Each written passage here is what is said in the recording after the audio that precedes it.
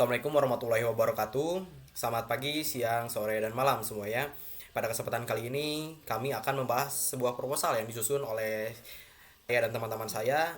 Perkenalkan, saya Riza Nursyah, rekan saya Dava M. Ahdan Fawaz, dan Diva Rofi Al-Kursi dari Program Studi Teknik Informatika, Fakultas Sains Teknologi, Universitas Muhammadiyah Sukabumi.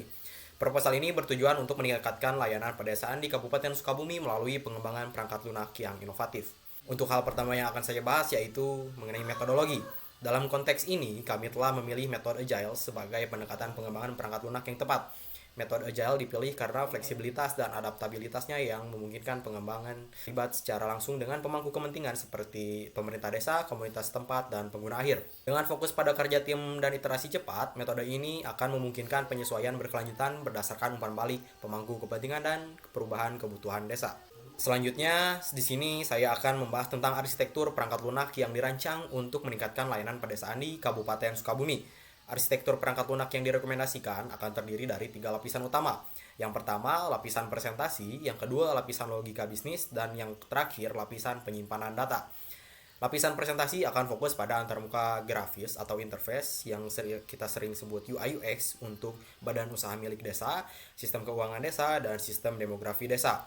Lapisan logika bisnis akan mencakup proses bisnis, aturan, dan logika aplikasi. Sementara lapisan penyimpanan data akan menjadi tempat untuk menyimpan semua informasi penting, desain arsitektur, dan mengadopsi pola desain microservice untuk modularitas, skalabilitas, dan kinerja yang baik. Selanjutnya, materi akan dipaparkan oleh rekan saya, Dava Muhammad Ahdan Fawaz. Dipersilakan, terima kasih. Selanjutnya, mari kita fokus pada rencana pengembangan Work Breakdown Structure yang merupakan tahapan penting dalam pengembangan perangkat lunak ini. Tahapan inisiasi meliputi identifikasi kebutuhan desa, analisis kebutuhan pengguna, dan pemetaan proses desa. Tahapan perencanaan mencakup desain UI UX untuk BUMDes, sistem keuangan desa, dan sistem demografi pedesaan. Sementara tahapan pelaksanaan melibatkan pembuatan prototipe dan implementasi modul untuk memastikan keberhasilan sistem. Selanjutnya, mari kita bahas pengaturan anggaran dan sumber daya dalam pengembangan perangkat lunak ini. Yang pertama ada project manager, akan mengatur anggaran dan sumber daya proyek dengan mempertimbangkan biaya pengembangan, gaji tim, peralatan, dan kebutuhan lainnya. Selama setiap tahap proyek, pengaturan anggaran dan alokasi sumber daya akan dilakukan secara transparan. Ini akan memungkinkan untuk melakukan evaluasi rutin terhadap penggunaan dana dan efisiensi pengeluaran. Baik, selanjutnya adalah rencana pengendalian kualitas.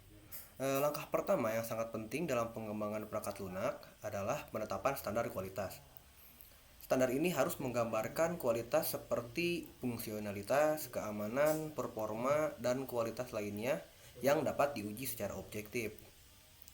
Lalu, proses penting lainnya adalah manajemen persyaratan perangkat lunak, pengujian rutin dan menyeluruh, serta pemantauan progres untuk memastikan bahwa perangkat lunak selesai tepat waktu dengan anggaran yang sesuai.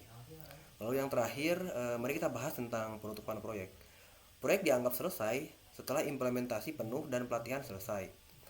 Evaluasi akhir akan dilakukan untuk mengevaluasi keberhasilan proyek berdasarkan standar yang telah ditetapkan sebelumnya.